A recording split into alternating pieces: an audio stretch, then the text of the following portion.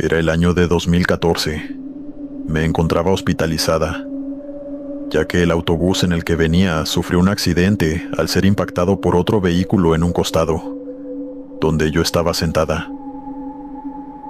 Mi brazo derecho tuvieron que enyesarlo por una fractura, y me daban mareos constantemente, tan fuertes que tenían que darme medicamentos no solo para el dolor, pero también para dormirme.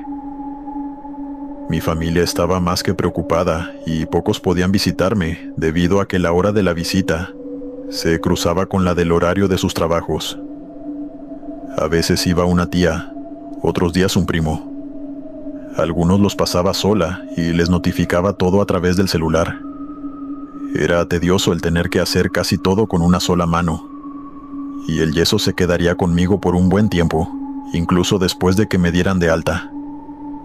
Lo peor de todo era el doctor. Siempre me regañaba por algo, a veces por la posición en la que estaba sentada, o el mal estado en el que mantenía el suero inyectado desde mi mano. Me sacaba de quicio, pero no había otra opción más que soportarlo. En ocasiones me asustaba diciéndome que debían hacerme más exámenes, y que algunos que ya hicieron no revelaron nada bueno, y que debía prepararme para lo peor. No sé qué clase de doctor le da a un paciente un diagnóstico de esa manera, pero tuve que soportarlo. No le quise decir nada a mi madre, ni siquiera por teléfono, porque conociéndola muy bien, era capaz de dejar el trabajo solo para encarar a ese doctor y ponerlo en su lugar. Eso sin duda lo hubiese disfrutado, pero no quise generar problemas, ni en el hospital ni en el trabajo de mamá. Así que encontraba distracción en mi celular y en mis libros, los cuales me los leía a una velocidad increíble. Después de todo, no tenía nada más que hacer. Finalmente llegó aquella noche, la que lo cambió todo. El doctor, amargado e irrespetuoso, entró en la habitación con una mirada seria. Pensé que estaba a punto de regañarme o decirme lo mal que le caía. En serio, era insoportable.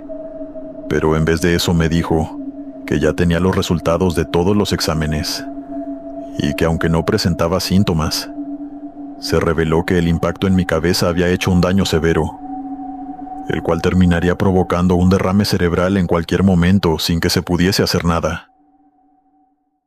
Estallé en llanto delante de él y trató de consolarme diciéndome que de todas formas había probabilidad de que no pasara en esos días, sino en meses o años. Después añadió que una operación era imposible, porque entonces el riesgo iba a ser mayor.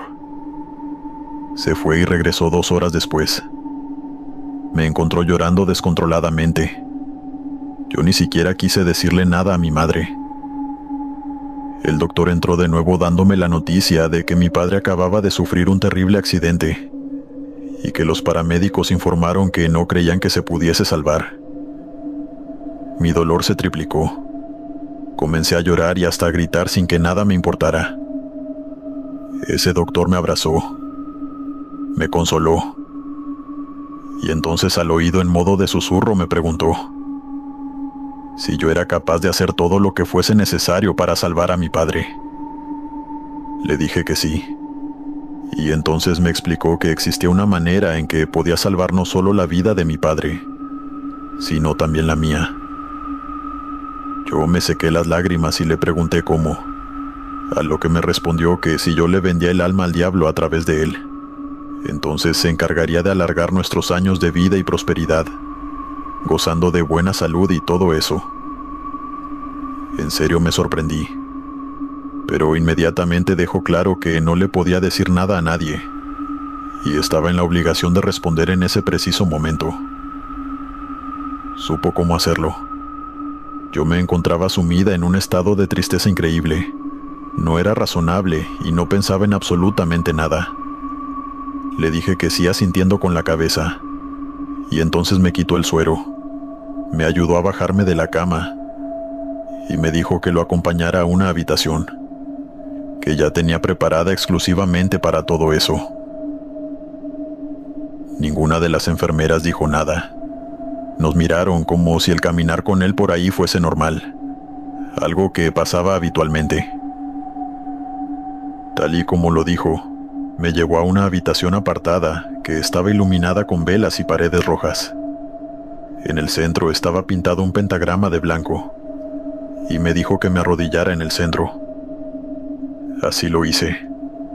Me entregó unas hojas con oraciones en un idioma que no conocía, pero se especificaba cómo pronunciarlas correctamente. El doctor fue claro. Me dijo que para que todo saliera bien tenía que decir hasta la última palabra, y después escupir, manteniendo la petición que le haría al diablo en mi mente, y él se encargaría de cumplirla. Comencé leyendo lentamente, y en segundos observé cómo el fuego de las velas se intensificaba, llegando a superar el metro de altura.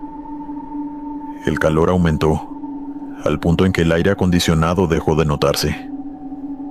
Y no solo eso, mi cuerpo comenzó a sentir frío, al mismo tiempo en que sudaba y lo sentía caliente. Temblaba, botaba humo blanco por la boca y poco después comencé a escuchar voces que me decían que leyera más rápido, que estaban ansiosos por tener mi alma y me preguntaban que si en verdad quería que mi padre siguiera con vida, que leyera esas hojas de una buena vez. Lloraba mientras lo hacía, pensando que eso era una muy mala idea. Me faltaban solo 4 párrafos, y para ese punto ya veía de reojo a personas dentro de la habitación, con los ojos rojos y sonrisas asquerosas y diabólicas. Me aterraban, y el doctor me decía que no le prestara atención, que solo eran testigos y todo eso. El pentagrama blanco se tornó rojizo, y las velas se consumían. Faltando solo palabras para terminar, el dolor de cabeza llegó intensificado al máximo, y provocó que cayera desmayada. Desperté en la cama de mi habitación, todavía en el hospital. Mis padres estaban ahí y a mi lado otro doctor. Me dijeron que el anterior renunció y se fue sin decir nada más. Les conté todo. Llamaron a la policía y encontraron la habitación con aquellas cosas y símbolos satánicos. Sin embargo, dijeron que obligar a otra persona a vender su alma no era considerado como delito en el Código Penal, y por eso la denuncia no era válida. Me dieron de alta, y juré que desde ese momento no volvería a un hospital. La última vez fue cuando me quitaron el yeso. Me salvé de vender mi alma solo porque, por alguna extraña razón que desconozco, me desmayé, y aquel doctor decidió dejarme en mi habitación esperando que no recordara nada.